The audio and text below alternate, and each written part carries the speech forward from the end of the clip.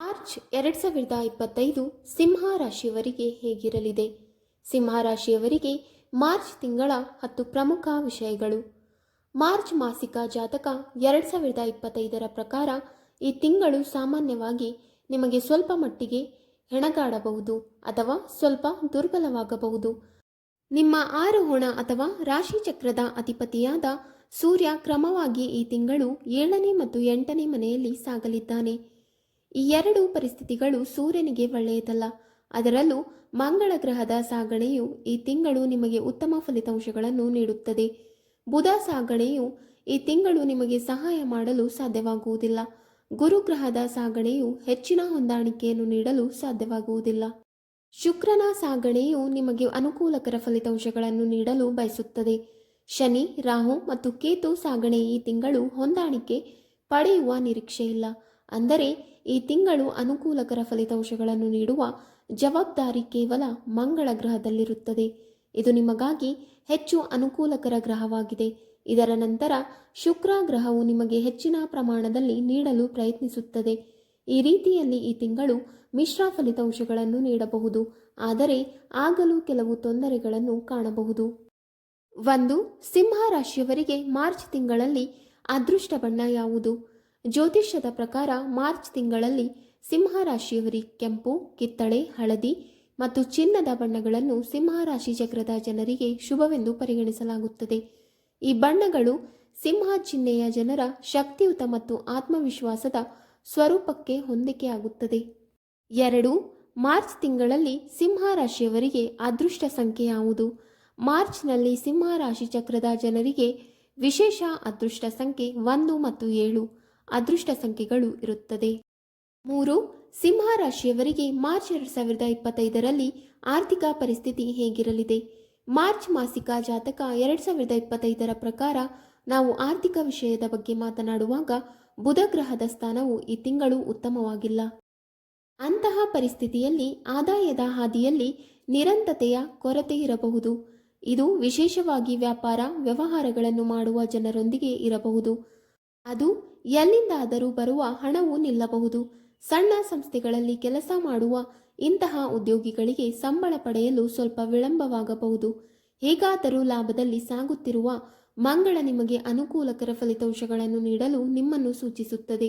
ಅಂದರೆ ಬುಧ ಗ್ರಹದಿಂದಾಗಿ ಉಂಟಾಗುತ್ತಿರುವ ಕೊರತೆಯು ಅದನ್ನು ನಿರ್ವಹಿಸಲು ಪ್ರಯತ್ನಿಸುತ್ತದೆ ಮತ್ತು ನಿಮ್ಮ ಮಟ್ಟದಲ್ಲಿ ನಿಮಗೆ ಪ್ರಯೋಜನವನ್ನು ನೀಡಲು ಬಯಸುತ್ತದೆ. ಅಂತಹ ಪರಿಸ್ಥಿತಿಯಲ್ಲಿ ವ್ಯಾಪಾರ ವ್ಯವಹಾರ ಮಾಡುವ ಜನರು ಅನಿರೀಕ್ಷಿತವಾಗಿ ಕೆಲವು ಪ್ರಯೋಜನಗಳನ್ನು ಪಡೆಯಬಹುದು. ಉದ್ಯೋಗಿಗಳ ಜನರ ಸಂಬಳವು ಸ್ವಲ್ಪ ವಿಳಂಬವಾಗಿದ್ದರೂ ಸಹ ಆ ವಿಳಂಬದಿಂದಾಗಿ ದೊಡ್ಡ ಸಮಸ್ಯೆ ಇರುವುದಿಲ್ಲ. ನಾವು ಸಂಪತ್ತಿನ ಸ್ಥಾನದ ಭಗವಂತ ಲಾಭದ ಚರ್ಚೆಯ ಸಮಯದಲ್ಲಿ ಮಾತನಾಡಿದ್ದೇವೆ. ಏಕೆಂದರೆ ನಿಮಗಾಗಿ ಲಾಭ ಮತ್ತು ಸಂಪತ್ತು ಎರಡರ ಕರ್ತನು ಬುಧ. ಆದ್ದರಿಂದ ಉಳಿತಾಯದ ವಿಷಯದಲ್ಲೂ ಬುಧನನ್ನು ಬೆಂಬಲಿಸಲು ಸಾಧ್ಯವಾಗುವುದಿಲ್ಲ. ಇದು 2ನೇ ಮನೆಗೆ ಗೋಚರಿಸುತ್ತದೆಯಾದರೂ ರಾಹು, ಕೇತು ಮತ್ತು ಮಂಗಳ ಗ್ರಹದಂತಹ ಗ್ರಹಗಳ ಏಕಕಾಲಿಕ ಪರಿಣಾಮಗಳು ಉಳಿತಾಯದ ವಿಷಯದಲ್ಲಿ ತೊಂದರೆಗಳನ್ನು ನೀಡಬಹುದು. 4. ಸಿಂಹ ರಾಶಿಯವರಿಗೆ ಮಾರ್ಚ್ ತಿಂಗಳಲ್ಲಿ ಆರೋಗ್ಯ ಸ್ಥಿತಿಗತಿ ಹೇಗಿರಲಿದೆ? ಆರೋಗ್ಯ ದೃಷ್ಟಿಕೋನದಿಂದ ಮಾರ್ಚ್ ತಿಂಗಳು ನಿಮಗೆ ಸ್ವಲ್ಪ ದುರ್ಬಲ ಫಲಿತಾಂಶಗಳನ್ನು ನೀಡುತ್ತದೆ. ತಿಂಗಳ ಆರಂಭದಿಂದ ಮಾರ್ಚ್ 14ರವರೆಗೆ ನಿಮ್ಮ ಆರೋಹಣ ಅಥವಾ ರಾಶಿ ಚಕ್ರದ ಅಧಿಪತಿ 7ನೇ ಮನೆಯಲ್ಲಿ ಇರುತ್ತಾರೆ. ಸೂರ್ಯನ ಸ್ಥಾನವನ್ನು ಇಲ್ಲಿ ಉತ್ತಮವಾಗಿ ಪರಿಗಣಿಸಲಾಗುವುದಿಲ್ಲ. ಸೂರ್ಯನು ಮೇಲಿನಿಂದ ಶನಿಯೊಂದಿಗೆ ಭೇಟಿಯಾಗುತ್ತಾನೆ. ಈ ಎರಡು ಕಾರಣಗಳಿಂದಾಗಿ ನಿಮ್ಮ ಆರೋಗ್ಯದಲ್ಲಿನ ಕೆಲವು ಏರಿಳಿತಗಳನ್ನು ಕಾಣಬಹುದು. ವಿಶೇಷವಾಗಿ ಹವಾಮಾನದಲ್ಲಿನ ಬದಲಾವಣೆಗಳ ಪರಿಣಾಮವನ್ನು ನಿಮ್ಮ ಮೇಲೆ ಕಾಣಬಹುದು. ಇದಲ್ಲದೆ ತಲೆನೋವು, ಜ್ವರದಂತಹ ದೂರುಗಳನ್ನು ಸಹ ಕಾಣಬಹುದು. ದೇಹದ ಉಷ್ಣತೆಯ ಏರಿಳಿತಗಳನ್ನು ಕಾಣಬಹುದು. ಲಗ್ನದ ಬಗ್ಗೆ ಶನಿಯ ದೃಷ್ಟಿ ಸ್ಥಿರವಾಗಿರುತ್ತದೆ. ಈ ಕಾರಣಕ್ಕಾಗಿ ನಿಮ್ಮ ಆರೋಗ್ಯದ ಬಗ್ಗೆ ಸಂಪೂರ್ಣ ಕಾಳಜಿ ವಹಿಸುವುದು ಅಗತ್ಯವಾಗಿರುತ್ತದೆ. ಯೋಗ, ವ್ಯಾಯಾಮದ ಸಹಕಾರವನ್ನು ಪಡೆಯುವುದು ಅಗತ್ಯವಾಗಿರುತ್ತದೆ. ಗುಣಪಡಿಸುವ ಕಾರಣವಾಗುವ ಗ್ರಹವೆಂದರೆ ನಿಮ್ಮ ಆರೋಹಣ ಅಥವಾ ರಾಶಿ ಚಕ್ರದ ಕರ್ತನು. ಈ ತಿಂಗಳು ಅವರ ಸ್ಥಿತಿ ಉತ್ತಮವಾಗಿಲ್ಲದ ಕಾರಣ ಇಲ್ಲಿಂದ ಆರೋಗ್ಯದಲ್ಲಿ ಸ್ವಲ್ಪ ದೌರ್ಬಲ್ಯದ ಸಂಕೇತವಿದೆ. ಅಂತಹ ಪರಿಸ್ಥಿತಿಯಲ್ಲಿ ಈ ತಿಂಗಳಲ್ಲಿ ನಿಮ್ಮ ಆರೋಗ್ಯವು ಸ್ವಲ್ಪ ದುರ್ಬಲವಾಗಿರಬಹುದು. ಆದ್ದರಿಂದ ಆರೋಗ್ಯದಲ್ಲಿ ಯಾವುದೇ ರೀತಿಯ ನಿರ್ಲಕ್ಷ್ಯವನ್ನು ಈ ತಿಂಗಳು ತೋರಿಸಬೇಕಾಗಿಲ್ಲ. ನಿಮ್ಮ ದೈಹಿಕ ಸ್ವಭಾವಕ್ಕೆ ಅನುಗುಣವಾಗಿ ಆಹಾರವನ್ನು ಹೊಂದಲು ನೀವು ಬಹಳ ಮುಖ್ಯ. ಅಲ್ಲದೆ ಸರಿಯಾದ ಜೀವನ ಮತ್ತು ಯೋಗ, ವ್ಯಾಯಾಮ ಇತ್ಯಾದಿಗಳನ್ನು ಆಶ್ರಯಿಸುವುದು ಅಗತ್ಯವಾಗಿರುತ್ತದೆ. 5. ಸಿಂಹ ರಾಶಿಯವರಿಗೆ ಮಾರ್ಚ್ ತಿಂಗಳಲ್ಲಿ ವ್ಯಾಪಾರ ವ್ಯವಹಾರ ಹೇಗಿರಲಿದೆ? ನಿಮ್ಮ ವೃತ್ತಿ ಜೀವನದ ಸ್ಥಳದ ಮಾಲೀಕರು ಈ ತಿಂಗಳು ಉನ್ನತ ಸ್ಥಾನದ 8ನೇ ಮನೆಯಲ್ಲಿರುತ್ತಾರೆ. ಈ ತಿಂಗಳು ನಿಮಗೆ ಯಶಸ್ಸನ್ನು ಪಡೆಯಲು ಉತ್ತಮ ನಿರೀಕ್ಷೆಗಳಿವೆ ಎಂದು ಇದು ಸೂಚಿಸುತ್ತದೆ. ಆದರೆ ಆ ಯಶಸ್ಸನ್ನು ತಲುಪಲು ನೀವು ಶ್ರಮಿಸಬೇಕಾಗಬಹುದು, ಅಥವಾ ಕಳೆದ ತಿಂಗಳಿಗೆ ಹೋಲಿಸಿದರೆ ನೀವು ಈ ತಿಂಗಳು ಕ್ಷೇತ್ರದಲ್ಲಿ ತುಲನಾತ್ಮಕವಾಗಿ ಹೆಚ್ಚು ಕೆಲಸ ಮಾಡಬೇಕಾಗಬಹುದು ಎಂದು ಹೇಳುತ್ತದೆ. ಆದರೆ ನೀವು ಕಠಿಣ ಪರಿಶ್ರಮದ ಫಲಿತಾಂಶಗಳನ್ನು ಪಡೆಯುತ್ತೀರಿ. ವ್ಯಾಪಾರಕ್ಕೆ ಸಂಬಂಧಿಸಿದ ವಿಷಯಗಳ ಬಗ್ಗೆ ಮಾತನಾಡುತ್ತಾ, ಈ ಸಂದರ್ಭದಲ್ಲಿ ಈ ತಿಂಗಳು ಅಪಾಯವನ್ನು ತೆಗೆದುಕೊಳ್ಳುವುದನ್ನು ತಪ್ಪಿಸಲು ನಾವು ನಿಮಗೆ ಸಲಹೆ ನೀಡಲು ಬಯಸುತ್ತೇವೆ. ನಿಮ್ಮ ಲಾಭದ ಮಾಲೀಕರಾಗಿ ಬುಧ 8ನೇ ಮನೆಯಲ್ಲಿ ಉಳಿಯುತ್ತದೆ. ಈ ಷರತ್ತುಗಳು ಲಾಭದ ಹಾದಿಯಲ್ಲಿ ಅಡ್ಡಿಪಡಿಸುವಿಕೆಯನ್ನು ಸೂಚಿಸುತ್ತಿವೆ. 6. ಮಾರ್ಚ್ 2025ರಲ್ಲಿ ಸಿಂಹ ರಾಶಿಯವರ ಪ್ರೀತಿ ಮತ್ತು ವೈವಾಹಿಕ ಜೀವನ ಹೇಗಿರಲಿದೆ? ಮಾರ್ಚ್ ತಿಂಗಳಲ್ಲಿ ನಿಮ್ಮ ಪ್ರೇಮ ಸಂಬಂಧದ ಬಗ್ಗೆ ಮಾತನಾಡಿದರೆ, ನಿಮ್ಮ 5ನೇ ಮನೆಯ ಅಧಿಪತಿಯಾದ ಗುರುಗ್ರಹದ ಸ್ಥಾನವು ಈ ತಿಂಗಳು ಹೆಚ್ಚು ಬಲವಾಗಿಲ್ಲ.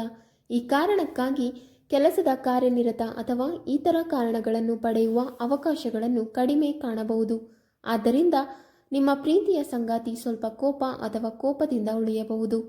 ಮಂಗಳ ಗ್ರಹದ ದೃಷ್ಟಿ ಸ್ವಲ್ಪ ಹೋರಾಟದ ಜಗಳವನ್ನು ಪಡೆಯಬಹುದಾದರೂ ಶುಕ್ರವು ಸಂಬಂಧವನ್ನು ಒಡೆಯದಂತೆ ಉಳಿಸುತ್ತದೆ. ಪ್ರೀತಿಯ ಅಂಶವಾದ ಶುಕ್ರವು ಈ ತಿಂಗಳು 8ನೇ ಮನೆಯಲ್ಲಿರುತ್ತದೆ, ಜೊತೆಗೆ ರಾಹು ಜೊತೆ ಸಂಯೋಜನೆಯನ್ನು ಮಾಡುತ್ತದೆ. ಅಂತಹ ಪರಿಸ್ಥಿತಿಯಲ್ಲಿ ನಿಮ್ಮನ್ನು ಕಾಮದ ಆಲೋಚನೆಗಳಿಂದ ದೂರವಿರಿಸುವುದು ಅಗತ್ಯವಾಗಿರುತ್ತದೆ.